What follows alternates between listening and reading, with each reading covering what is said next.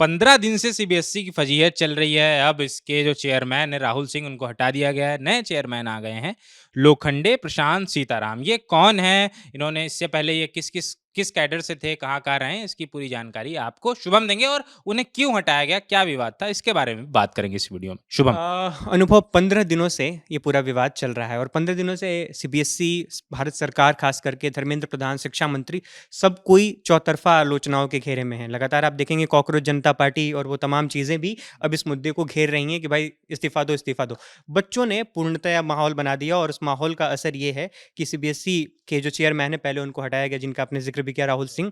और उसके राहुल सिंह के अलावा जो दूसरे सज्जन हैं जो कि सचिव पद पर तैनात थे, उनको भी हटाया गया। जो नई नियुक्ति हुई है सीबीएसई के चेयरमैन के पद पे, उनका नाम है लोखंडे प्रशांत सीताराम। इनके हवाले से कुछ दो एक बातें पहले आप जान लीजिए, फिर आगे की बातचीत करेंगे। ये आईएएस हैं, एजीएमयूटी कैडर के, और 2001 बैच के आईएएस हैं। एजीएमयूटी कैडर जो है वो अरुणाचल प्रदेश, गोवा, मिजोरम और यूनियन टेरिटरीज का जो कैडर यूटीज़ का जितना यूटीज का जो कैडर। कैडर है, वहाँ से जो अधिकारी की जो नियुक्ति होती है, तो ये कैबिनेट की जो नियुक्ति कमेटी, जो समिति है, उसने इनके नाम पे मुहर लगाई।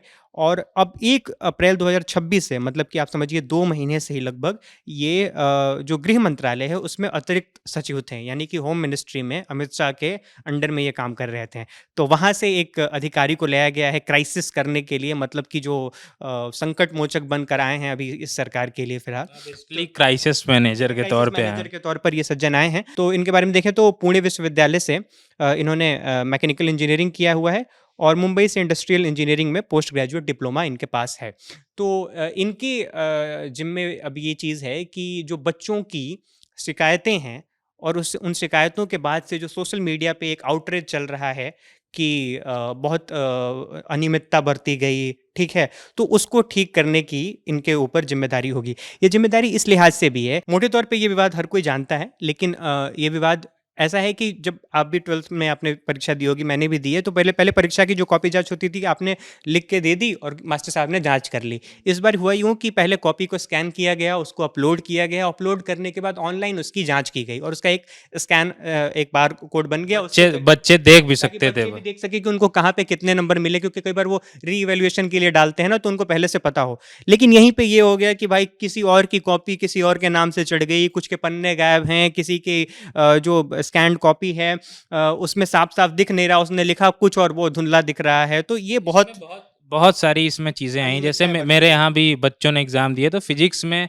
7 नंबर आए। हुँ। तो उसने यही बोला कि भाई 7 नंबर कैसे आ सकते हैं? कुछ भी ना लिखें आप, गाना लिख के आते थे तब भी 7 नंबर ज़्यादा आते थे, 7 नंबर कैसे आ गए? हाँ, तो ये एक अनियमितता की बात की जा रही है कि हाँ। किसी के में ऐसा बताया गया कि दूसरे की कॉपी स्कैन कर दी गई, किसी में कहा गया कि जो कॉपी स्कैन की गई उसमें बीच के पन्ने गायब, है ना? बिल्कुल, ये पूरा विवाद था। बिल्कुल। तो इसके लिए सरकार ने जैसा आपने बताया कि जो चेयरमैन है और जो सेक्रेटरी उनको हटाया था और एक कमिटी बनाई, 1 सदस्यीय कमिटी बनाई है और वो क्षमता और निर्माण आयोग की अध्यक्ष हैं एस राधा चौहान, उनको ये ज़िम्मेवारी दी गई है। तो अब किस तरीके से उनके साथ एक तालमेल बिठाकर ये जाँच की जाती है और इसके क्या नतीजे निकलते हैं, क्योंकि इसमें एक सिरा जो है उस कंपनी के तरफ भी जाता है, जिस कंपनी को इसका टेंडर मिला था ये सारी चीज़ों करने का, और वो कंपनी का इतिहास बड़ा विवादित है। कहते हैं कि वो ब्लैक लिस्टेड कंपनी थी और सीबीएसई, और मज़े की बात ये है कि आप सोचिए देश में इतने सारी संस्थाएँ और इतने सारे लोग हैं, 12th के बच्चों ने पूरी इसकी कुंडली निकाल के रख दी है कि किस तरीके से इसमें अनियमितताएँ बरती गई हैं। उनके आरोप हैं हालाँकि अभी इसकी सत्यता और ये सारी चीज़ें, लेकिन ज़ाहिर-सी बात है इसमें सत्यता है तभी तो सरकार एक के बाद, वरना आप देखेंगे कि ये सरकार किसी भी फैसले पे बहुत जल्दी झुकती नहीं है, पीछे नहीं हटती है। लेकिन इस फैसले में आप देखेंगे कि लगातार बैक टू बैक आनन-फानन में सरकार इस्तीफे ले रही है या मतलब उनको हटा रही है, उनकी जगह किसी और को ला रही है। तो ये एक नई नियुक्ति हुई है, लोखंडे प्रशांत सीताराम। अब बच्चे 12th के और जो भी स्कूल में है सीबीएसई के माध्यम से पढ़ाई कर रहे हैं, वो नाम अब याद रख लें, क्योंकि आने वाले वर्षों में कुछ बरस में यही नीति नियंता होंगे जो कि सीबीएसई के 10वीं, 11वीं, 12वीं के या फिर जो और भी टेक्स्ट बुक से लेकर तमाम चीज़ें हैं, उस पे एक अहम राय रखेंगे और ये अभी जो क्राइसिस है, उसको दूर कर पाते हैं क्या, या फिर और दूसरी स्थिति बनती है, देखने वाला होगा। खैर, देखते हैं कि अब लोखंडे प्रशांत सीताराम जो सीबीएसई के नए चेयरमैन हैं, वो क्या करते हैं, कैसे क्राइसिस मैनेज करते हैं।